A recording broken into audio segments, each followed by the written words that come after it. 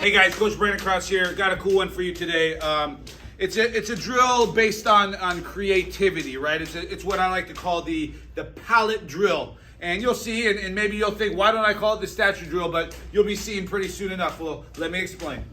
So in this drill, you're gonna have two fighters together, and one of them is gonna freeze in time like they're a statue with a certain extended punch. In our circumstance, it's gonna be the jab, right? So Christian, do me a favor, and I want you to extend that jab out. I want you to freeze in time, but more importantly, I also want you to make sure that you're following the perfect technique of how you would have thrown the jab. I don't want you to just stick that hand out and wait for your turn. In fact, I want you to concentrate like you in real life threw that jab and I froze you in time. Do that for me, please.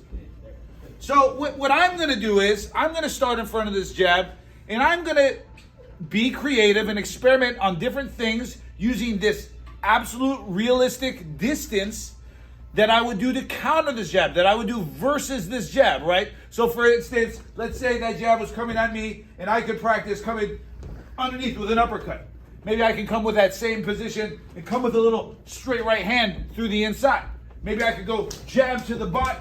Maybe I could parry that and come with my own jab, right? Those are all realistic things I could do versus the jab. Tell you what I can't do. Can't do this. Can't do this. So when you're doing this drill, make sure that you're practicing things that in reality would happen as this jab was coming at you. So in that respect, put that back out. You got to start right in front of the jab. You can't start these from this distance. The whole reason that this drill is so effective is I get to use my partner as a palette in which I get to be creative, like I'm a painter, like I'm a sculptor, like I'm an artist, and that's the reason I call it the palette drill, all right? So using that, this is your chance to experiment on things that would work, using as realistic of distance as possible, because I have a live human being in front of me, right? So come on out there, right? So in that respect, like I said, you want to start right in front, and what would be the exact distance for me to get off that body shot, head shot? What would be the exact distance for me to slip and come with a left hook, right? Don't be throwing the shots short. Don't take this beautiful opportunity to practice with real distance and practice punches that wouldn't really land, because you're kind of defeating the purpose of the drill.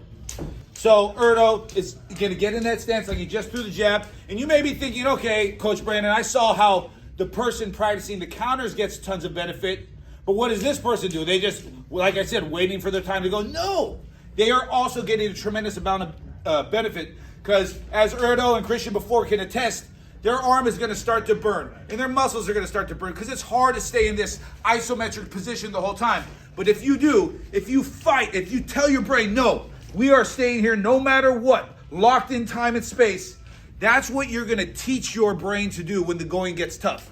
But if on the other circumstance, you just, oh man, when's it my turn to do this? Oh, what am I going to eat tonight? Did I turn my oven off? That's what you're going to teach yourself to do. You're going to teach yourself to have shitty technique when the going gets tough. So the person being the statue, the person being the palette gets just as much of an advantage out of it if they can fight and stay in that beautiful position. So like we went, Erdo, the international man of mystery, is practicing the things that he would do versus this jab. And Christian, on the other hand, he's fighting to tell his muscles to shut up, to tell his endurance to shut up and stay in that position. And you know what else Christian is doing? He's seeing what could possibly happen to him as he throws a jab at his opponent. So he's also gaining a lot in the educational process of this. So typically I'll have my boxers try to fight to hold this position for a round each, and we'll either stay with a certain punch like the jab the whole time, or we'll go through a number of punches to simulate this thing. And regardless of what punch we're practicing, it's the same concept. The guy that's experimenting on this palette, that's trying to be creative, is exactly that. He's trying to be creative.